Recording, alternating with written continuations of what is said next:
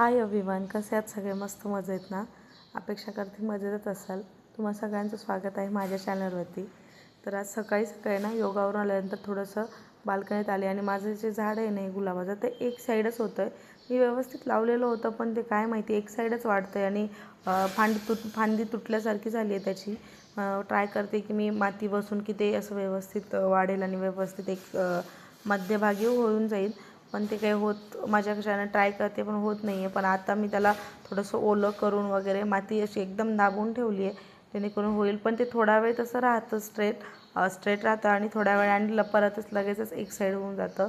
तशी त्याला खूप सुंदर छोटे छोटे फुलं लागतात गुलाबाचे. पण काय माहिती मग एक साईडच होऊन जाते. मला वाटतं ते एकदम तुटून पडू नये अपेक्षा करते, कारण तुटून पडलं तर खूप हे वाटतं. कारण एकतर मी खूप आवडीनं झाडं आणलेली आहेत आणि माझ्याकडे ना भरपूर असे झाडं होते. मी खूप झाडं कमी केलेत, कारण उन्हाळ्यात माझे जवळपास सगळे झाडं खराब झालेले होते. तेव्हा म्हटलं नाही, आता आधी बाल्कनीतनं व्यवस्थित सगळं करून घेऊया आणि नंतरच झाडाची सोय करूया. म्हणून मस्त असं झाड ते व्यवस्थित करून घेतलं, पाणी वगैरे टाकून त्याला एकदम स्ट्रेट बनवलं आणि त्याला एक छोटी काडी लावून त्याला आधार दिला जेणेकरून तो स्ट्रेट राहील. त्यानंतर जे काही पाणी वगैरे टाकलं होतं आणि कुंड्यात ना पाणी टाकलं की सगळ्यात जास्त थोडंसं जास्त पाणी झालं. सध्या पाऊसही येतो त्याच्यामुळे पाणी जास्त होतं आहे. ते सगळं पाणी खालीच गेलं बाल्कनीमध्ये. बाल्कनी पुसून घ्यावी लागली मला. आणि हा जो स्टँड आहे ना तो पलीकडच्या गॅलरीत होता. पण तिकडे काही कपडे वाळत नव्हते आणि आज बऱ्याच दिवसांनी ऊन पडल्यासारखं वाटत होतं. असं वाटत होतं की आज कपडे वाळतील म्हणून. मग माझी अशी घाई होती की घरातले जे काही ओले ओले थोडेसे कपडे होते, टॉवेल्स वगैरे, ते सगळे आपण या गॅलरीत वाळत घालूया. म्हणून मग माझं ते स्टँड इकडे आणून ठेव तिकडे आणून ठेव असं सतत दिवसभर चालूच असतं की कुठे ऊन भेटतं आणि कुठे कपडे वाळतील माझे. म्हणून मग ते स्टँड इकडच्या गॅलरीत आणून ठेवलं. त्यानंतर मला सोफासुद्धा क्लीन करायचा होता. तसा सोफा वरच्यावर क्लीन असतोच, पण बसलं किंवा काही खाल्लं वगैरे की ते धूळ पडते आणि सध्या अगस्त लहान आहे ना, त्याला कळतही नाही. त्याच्यामुळे ते थोडासा घाण होतो. दिवसातून 1-2 वेळेस तर मला सोफा कवर व्यवस्थित करून घ्यावेच लागतात. त्यानंतर सोफा कवर वगैरे व्यवस्थित करून घेतलं, कुशनही व्यवस्थित ठेवून दिले. इकडे बेडशीटसुद्धा नीट व्यवस्थित करून घेतलं, कारण मला बेडशीटही बदलायचं होतं. 8 दिवसाला मी बेडशीट बदलते. तसा हा ब्लॉग ना मंडेचा आहे. म्हणजे कालचा व्लॉग आहे हा, आज येतो आहे. सो काल मी बेडशीट बदलून घेतली, तसे मी संडेला बदलून घेत असते, पण यावेळेस मंडेला बदललं. म्हणजे 2 दिवसात मागे पुढे होते. आणि कट टू रात्री, म्हणजे दिवसभर असं काही झालंच नाही प्रोडक्टिव्ह. म्हणून म्हटलं की चला आता रात्रीचं शूट दाखवूया तुम्हाला की मी रात्री काय काय करते. आणि मला आज शॉपिंग करायलासुद्धा जायचं होतं. म्हणून मग माझं असं चालू होतं की लवकर स्वयंपाक करू. आणि सहजासहजी आमचा लवकरच स्वयंपाक होतो. 7:30 ते 8च्या मध्ये आमचं जेवणही होऊन जातं. एखादी वेळेस किंवा कधीतरी लेट होतं. कधी कुठे बाहेर जेवायला जायचं असेल किंवा काही कंटाळा आला तरच लेट होते की 9-9:30 वाजतात. पण नाही तर मग आमचे 7-7:30पर्यंत जेवण होऊन जातात. म्हटलं चला आता वेळ आहे तर अगस्त्य त्याच्या बाबासोबत खेळतो आहे, तर पटकन मी माझा स्वयंपाक बनवून घेते, सोबत चहाही बनवते. कारण वातावरण इतकं छान झालं होतं, थंड वातावरण झालं होतं, एकदम ढगाळ वगैरे. त्याच्यामुळे म्हटलं चला मस्त निवांत चहा बनवते. इकडे मी ना शेवग्याच्या शेंगा लावून ठेवल्या होत्या कुकरला आणि कणिकही मळून ठेवलं, जेणेकरून चहा होईपर्यंत ना माझं कणिक वगैरे व्यवस्थित भिजून जाईल. आणि चहा उकळेपर्यंत कांदासुद्धा कट करून घेतला. तसं आता उद्या ना मला निवांत आहे, कारण अगस्त्यला उद्या स्कूलला नाही पाठवायचं आहे, कारण त्याची तब्येत बिघडलेली आहे. त्याला सर्दी झाली होती आणि मग म्हटलं चला आता थंड वातावरण झालं आणि आता परत जर स्कूलला पाठवलं तर सर्दीसोबत त्याला तापही येऊन जाईल आणि मग खूप बेजारी होईल. त्याच्यामुळे 2 दिवस त्याला स्कूलला पाठवूच नाही, निवांत आपले कामं करून घेऊया.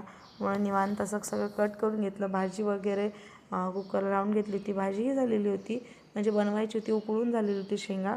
आणि लगेचच कणिकही मळून घेतला. म्हटलं चला आता निवांत असा चहा पिऊ बाल्कनीत बसून. आणि आम्ही चहा पितो ना तर अगस्त्यला कॉफी प्यायचं असतं, कॉफी म्हणजे बोरमिटा टाकून. तर आम्ही त्याला कॉफी आहे म्हणून देतो. आता आजकाल ना त्याला सगळं कळतं आहे, त्याच्यामुळे चहा कॉफी त्याला काहीतरी असं सांगूनच द्यावं लागतं की बाबा तुझ्यासाठी चहा आणला, कॉफी आणलं म्हणून. आणि ह्या असा पळतो की त्याला वाटतं की मला तर दे दे दे दे. त्याला म्हटलं बाबा चला आपण बाल्कनीत बसून पिऊया निवांत, कारण बरेच दिवस झालं हा टाईम आम्ही स्पेंडच केला नव्हता बाल्कनीत बसून. चहा वगैरे असं काही घेतलेलंच नव्हतं. म्हटलं चला बाल्कनीत वगैरे बसून घेऊया. आणि त्यानंतर चहा वगैरे घेतला, थोडा वेळ निवांत बसले टाईमपास करत. त्यानंतर लगेचच माझ्या स्वयंपाकाला लागले. म्हटलं लगेच भाजी वगैरे करून घ्या. आणि खिडकीतून इतकं वारा येत होतं ना, गॅस ऑटोमॅटिक बंद होत होता. म्हणून म्हटलं चला आता खिडक्या वगैरे सगळं व्यवस्थित लावून घेतलं आणि मग स्वयंपाकाला लागले. त्यानंतर मस्त मी आज ना शेवग्याच्या शेंगाची भाजी कशी बनवते त्याची रेसिपी तुमच्यासोबत शेअर करते. सगळ्यात आधी ना मी शेवग्या कुकरला 1 ते 2 शिट्ट्या काढून घेत असते. त्यानंतर एका पॅनमध्ये तेल, जिरे, मोहरी, आपलं लसूण आणि हिरवी मिरचीचा जो काही ठेचा करून ठेवलेला असतो तो टाकून देते. कांदे वगैरे टाकते आणि सगळे बेसिक मसाले टाकते आणि मी त्यात ना शेंगदाण्याचं कूट टाकून थोडंसं पाणी टाकून आधी मसाले एक 2-3 मिनटं शिजवून घेते. त्यानंतर त्यात शेवगा ॲड करते आणि चवीनुसार मीठ. तुमच्याकडे कोथिंबीर असेल तर तुम्ही कोथिंबीरसुद्धा ॲड करू शकता. मस्त अशी भाजी बनवली. पोळ्यासुद्धा माझ्या बनवून झालेल्याच होत्या. त्यानंतर भांडेचे काही चहाचे किंवा अगस्त्याचे टिफिनचे बॉक्सेस, दुपारचे जेवलेले सगळे जे काही भांडे होते ना ते सगळे भांडे घासून घेऊया म्हटलं, कारण आता जेवण झालं आणि ते भांडे खूप पडतील. आता 1-2 प्लेटा पडून जातील, त्या वरच्यावर मी धुवून टाकेल. त्यामुळे म्हटलं आता सगळे भांडे आवरून घेऊया. आणि हाय, तर स्वयंपाक वगैरे झाला आणि स्वयंपाक वगैरे करून आम्ही बाहेर गेलो होतो, कारण जेवायला थोडासा उशीर होता. ओमकेशलाही थोडंसं लेटच जेवायचं होतं म्हणून म्हटलं चला जाऊ. तर आता 9:15 झालेत आणि आम्ही घरी आलो आहेत. मला थोडेसे ड्रेस घ्यायचे होते डेली यूजसाठी. माझ्याकडे ड्रेसेस नव्हते अगस्त्याला आता स्कूलला वगैरे सोडण्यासाठी. ते म्हटलं चला आता शॉपमधूनच घेऊया.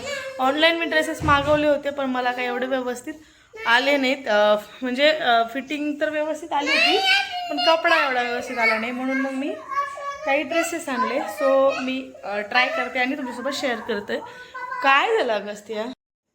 याचा पिंक कलर आहे आणि ऑनलाईन आय थिंक मिळून जाईल, पण खूप मस्त आहे. अस्तर सुद्धा आहे, खूप छान आहे. बघी असं आहे. स्लीव्ज आहेत, स्लीव्ज मला पुसून घ्यायच्यात.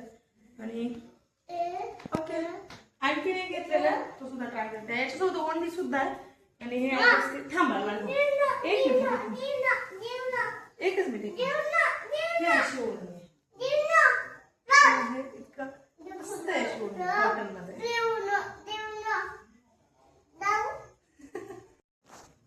याचा कलर आहे थोडासा पिंक कलर मध्येच येतो, पण लाईट पिंक आहे. लाईट पिंक तुम्ही जवळ मला आहे अशी नाही कलर आहे आणि असं मस्त आहे. पानबळ हा ड्रेस ना मला आवडला आणि तो जो पहिला वाला होता ना तो ओमकेशला आवडला होता. आणि याची ओढणी बघा एकदम सिंपल, एकदम छान आहे. पाठीमागून पण पूर्ण गळा आहे असं इथं बरं आणि स्लीव्ह दोन्ही ना आपण. सो असं मस्त ड्रेस आहे.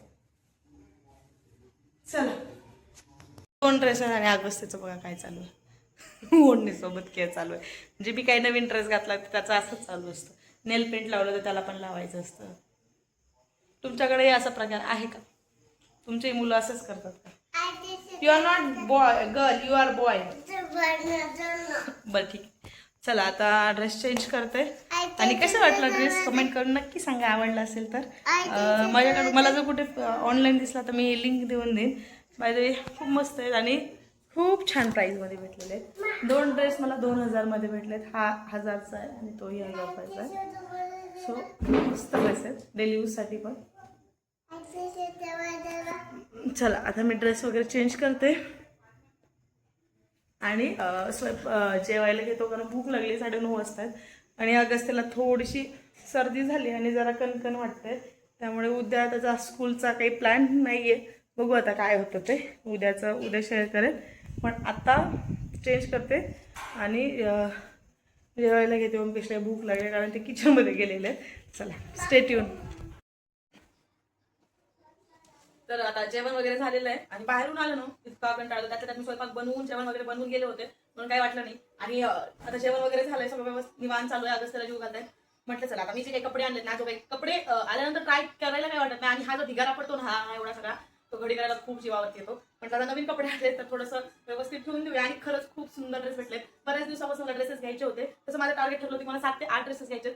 पण ॲज युजल ओमकेश मला म्हणाले की तू या महिन्यात 2 घे, परत नंतर 2 घे. एकदाच घेतली की मग परत तुला ते आवडणार नाहीत आणि मग ते हे होऊन जातील. म्हणून तू थोडे थोडे घे, म्हणजे जेणेकरून तुला पण चांगलं वाटेल किंवा नवीन काहीतरी पॅटर्न मिळून जाईल. त्यामुळे म्हटलं चला आता 2च घेऊया, नंतर सुद्धा बघूया. नाशिक आपली शॉपिंग चालूच असते. सतत काही ना काही खरेदी करण्यात चालूच असते. तसं माझी खूप शॉपिंग असते. सतत काहीतरी घेणं, अगस्त्यासाठी घेणं वगैरे. पण अशात खूप कमी केले, कारण मागे नाही इतकं म्हणजे मी ठरवलं होतं की ऑनलाईनचे सगळे जे काही ॲप आहेत ना ते डिलीट करून टाकायचं मला.